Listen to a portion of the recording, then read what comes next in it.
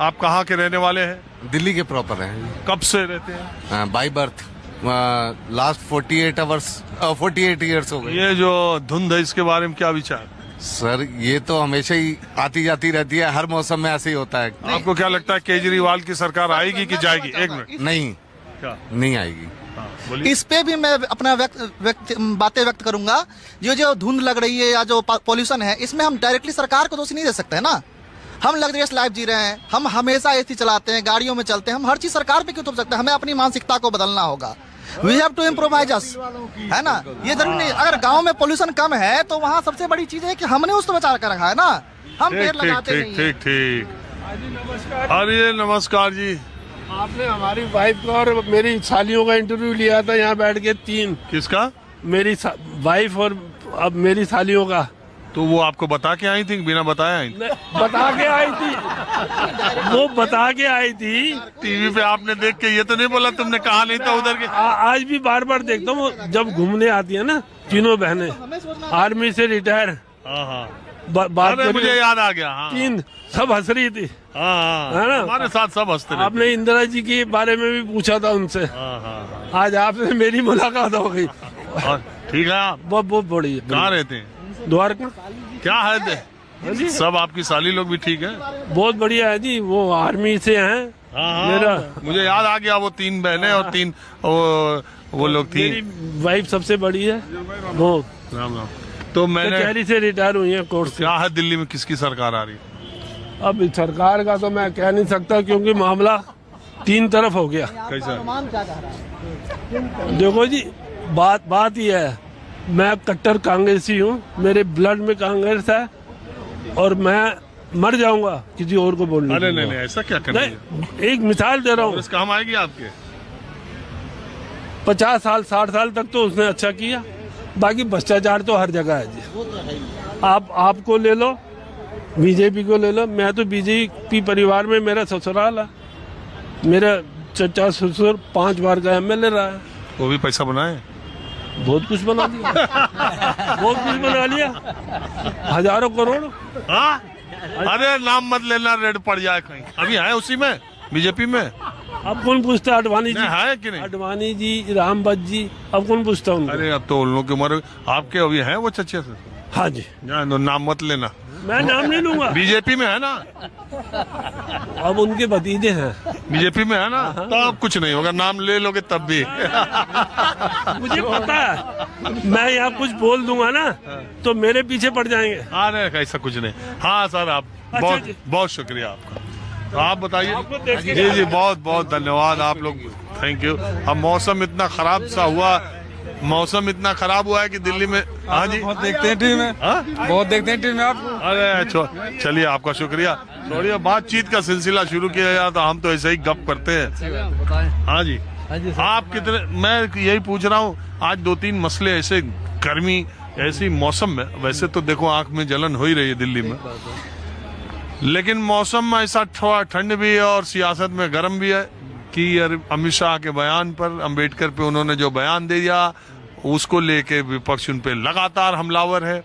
और अरविंद केजरीवाल देख ही रहे, 3 दिन रहते हैं, 4थे दिन नया ऐलान कर देते हैं। इलेक्शन के अनाउंसमेंट के पहले लग रहा है कि समाज का कोई तबका बचेगा नहीं जिसके लिए वो बड़ी बड़ी योजनाओं का ऐलान नहीं कर देंगे। आज बुजुर्गों के लिए कह दिया, 60 साल से ऊपर के जो भी हो, सरकारी में हो चाहे प्राइवेट में हो, एपीएल हो चाहे बीपीएल हो, और चाहे जितना खर्च हो, 1 रुपया हो चाहे 1 करोड़, दिल्ली सरकार देगी। फार्म भराओ, 3 दिन बाद हमारे वॉलंटियर तुम्हारे पास आ रहे हैं। आपको क्या लग रहा है, 10 साल की सरकार में ये याद नहीं आया? अभी क्यों? सर, इन्होंने पंजाब के अंदर की वादा किया था कि हम महिलाओं को पैसा देंगे।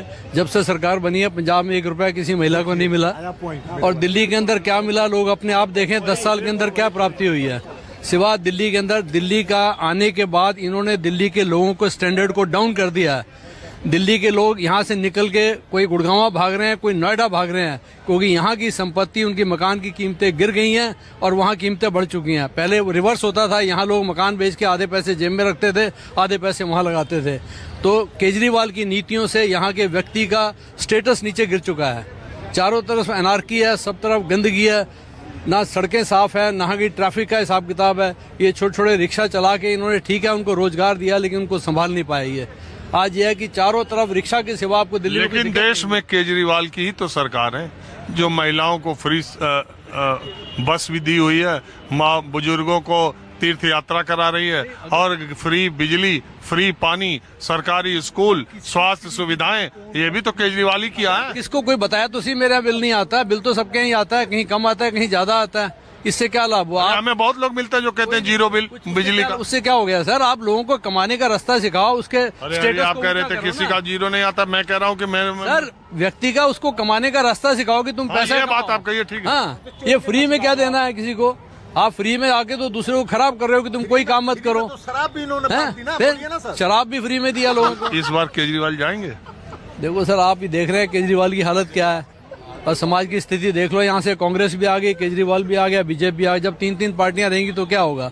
अच्छा ये था कि कांग्रेस और ये आपस में जैसे इन्होंने पहले संपर्क किया था कर लेते, तो ये उसको अपना टक्कर दे पाते बीजेपी को। अब तीन तीन पार्टियां हैं, तीन टुकड़े हैं, तो कहाँ से जीतेंगे ये? बीजेपी इसका लाभ उठाएगी।